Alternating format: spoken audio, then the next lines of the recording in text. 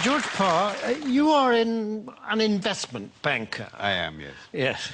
And as such, you have your fingers right on the pulse of the financial market. Yeah, very much so, yes.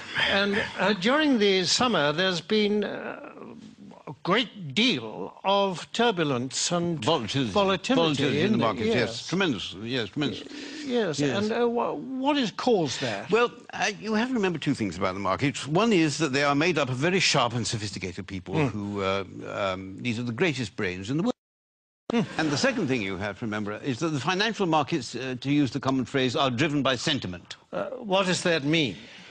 What does that mean? Well, things, let's say, are just going along as normal in the market, and then suddenly, out of the blue, one of these very sharp and sophisticated people says, "My God, something awful's going to happen! We've lost everything! Oh, my God, what are we going to do? What are we going to do?" Shall I jump out of the window? Shall I jump out of the window? Exactly. Let's all jump out of the window. Sell! We've lost it. Sell! Yes. Precisely. Yes, precisely. And then a few days later, this same sophisticated person says, "You know, I think things are going rather well." And everybody says, "Actually, I agree with you. I think we're rich. We're rich. Yes. Rich. Yes. Bye. Yes. Yes. And that's what we call market sentiment. Well, yes. Surely we are exaggerating just a bit, aren't well, we? I don't know. I mean, in August, in the middle of August this year, when the market absolutely plunged in London, a well-known city firm, State Street Global Markets, issued a statement in which it said, and I quote, "Market participants don't know whether to buy on the rumour and sell on the news, do the opposite, do both, or do neither, depending on which way the wind is blowing," unquote. Yes, and this is the kind of rigorous analysis that companies will pay huge salaries for. Yes, exactly. And a few days later, when the markets had gone up a little bit, the senior equities advisor on ABM Ambrose Morgan said, and I quote, "We're back to happy days again." Well, no price is too high for that kind of mature wisdom, certainly is it? Not. The reason this sort of people are paid millions during of this pounds summer, in there have been actual causes behind the volatility in the markets, haven't there? I mean, specifically and especially in America, granting vast numbers of mortgages to people who can't afford them on properties which are diminishing in value. It's a so-called subprime situation, yes. The subprime market. Yes. How does that work, in fact? Well, imagine, if you can, say, an unemployed black man sitting on a crumbling porch somewhere in Alabama in his string vest, and a chap comes along and said, "Would you like to buy this house before it falls down? And why don't you let me lend you the money?"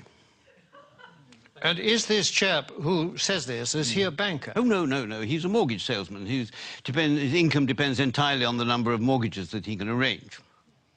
So his judgment to arrange mortgages is completely objective? Completely objective, yes, absolutely. It would. Yes. And what happens next? Well, then this debt, this mortgage, is taken, bought by a bank and packaged together on Wall Street with a lot of other similar debts. Without going into much detail about what is actually... Without going into any detail, no, it's far too boring.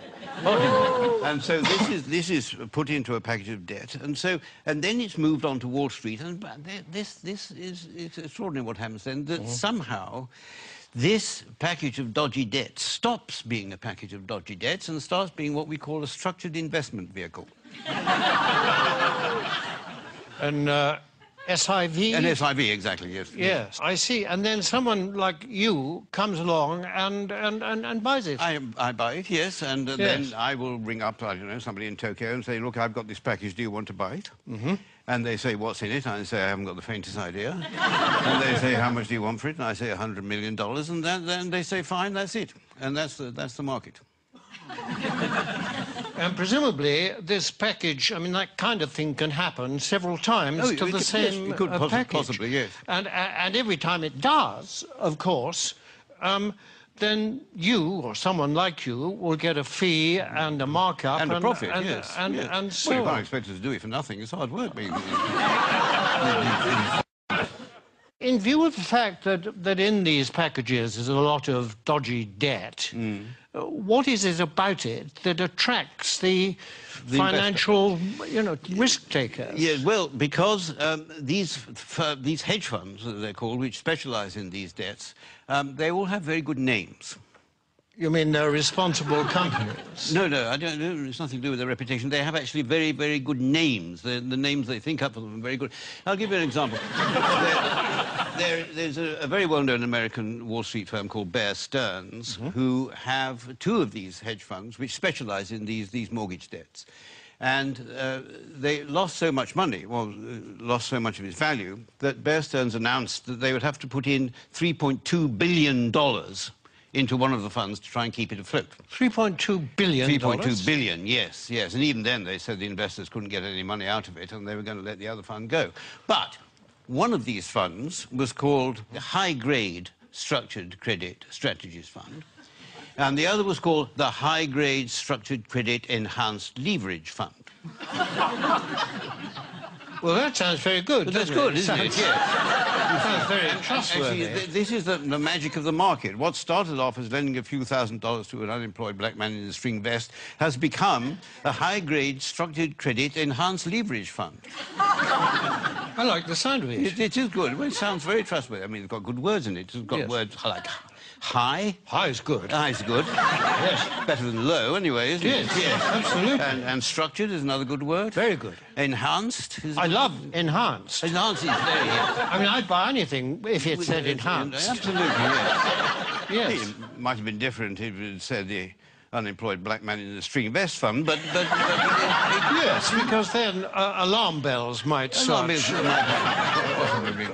to ring. But despite these very plausible names, surely the reality is that the people that lent all this money have been incredibly stupid. Oh, no. The reality is that what was stupid is, for at some point, somebody asked how much money these houses were actually worth. I mean, if they hadn't bothered to ask that question, then everything would have gone on as perfectly normal. But unfortunately, they did. I see, but now, you see, people are saying the crisis is likely to turn into financial meltdown. I mean, can that be avoided? It can be avoided, provided that governments and central banks give us, the financial speculators, back the money that we've lost. But isn't that rewarding greed and stupidity? No. It's rewarding what the Prime Minister Gordon Brown called the ingenuity of the markets. That is You see, and we don't want this money to spend on ourselves. We want this money just to go into the market so that we can carry on borrowing and lending money as if nothing had happened without thinking too much about it. Yes, but if the worst came to the worst and you didn't get this money, what then? Well, then there'd be another market crash, and then I would say to you what people like me always say, that it's not us that will suffer, it's your pension fund. Thank you very much, George Parr. A pleasure.